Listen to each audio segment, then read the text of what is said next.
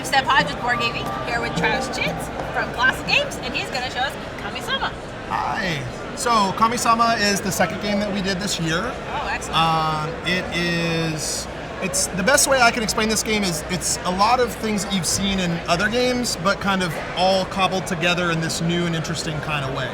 So we've got a little bit of set collection, card drafting, we've got the Reiner Knizia track management. Yes. And then we've got asymmetrical power. So the idea of the game is that we're going to be these Japanese spirits, and there are 4 different villages at the foot of this mountain, and we are trying to sort of vie for the devotion of these villagers in these villages. So there's a fishing village, a holy village, a farming village, and a wealthy village. Okay.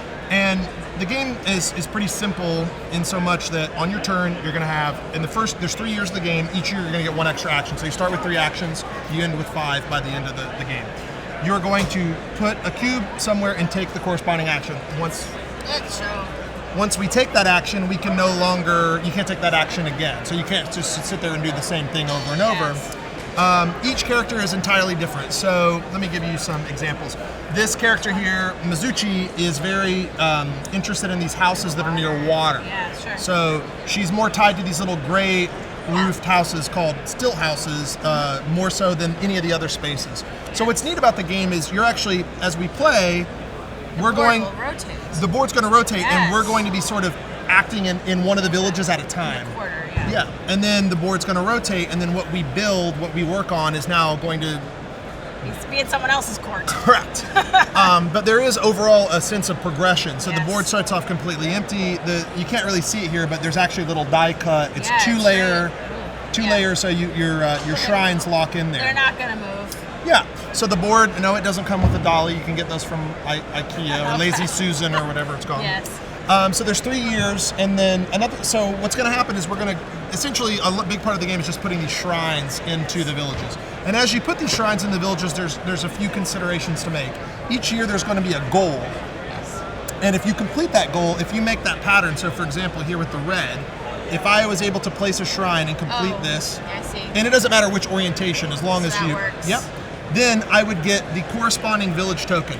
Perfect. That village wants that. And we want the sets. Correct.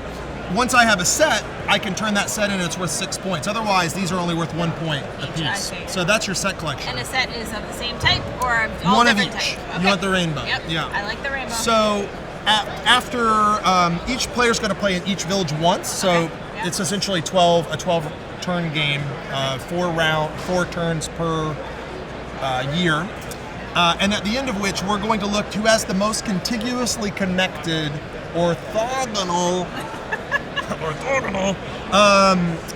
shrines. And whoever has that is the dominant one in the village, and they get first pick of the draft. Ooh, yes. So these villagers, I don't know, where's the camera? I'm so sorry. Right up there. Sure. Okay, so these villagers have victory points at the end of the game. Yeah. And they also have like little helpful abilities. So they'll do things like let you work toward your set collection.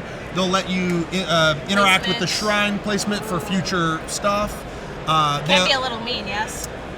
Some of them, yes. Yeah, the game has a little bit of an aggressive, it has an area control, area majority thing. Yes. I think it does a good job of kind of walking the fine line so it doesn't just feel too aggressive. Yes. Yeah. But the higher in the pick order, the better, because you're going to get the first pick. And there's absolutely, like this character here is going to let you just move up on one of your tracks. That's good. You want to move up the tracks. Yeah, so your tracks, your set collection, your area stuff, and then they give you points at the end of the game. Perfect. So it's got a lot of little kind of interlinking parts, and then your character kind of progresses also, because as you get more actions, you can do more things. Yeah, you want to do more things. Each character has a 2 action cost ability. It's a high cost. Well, and in the first year when you only have 3, to say I'm going to do my cool ultra turbo thing, you're only really doing 2 things instead of 3. So you have, like I said, a feeling of progression. I think it's it's a great little game. All bias aside, I think it's one of the most beautiful games I've ever worked on. So beautiful. Really pretty game. No, all this art. Let's just show her. Yeah, for sure. Let's see. Oh, yeah. So yeah, we have the River Kami. This is the Kami of the Moon. So her thing is she can play in this village, and then the moon will be in another village, and she can affect multiple, because you normally can only affect your immediate village. Oh yes, that's really good. This guy loves to get rid of stuff. This guy's All the different powers. This guy's a rage. He gets Right. mad. So the more you mess with his stuff, the more angry he gets, and he kind of chops someone. A tree spirit, a field So many spirit. options here. Yeah, so lots. You are good for replay here. Lots of replay, and then of Yes. course we have expansions and Oh, stretch wow. goal Yeah, stuff. of So course. yeah, there's like I think 16 Kami in total. Yeah, It's a lot. it's a lot. Anyway, well, thank you for showing us Kami-sama. Absolutely.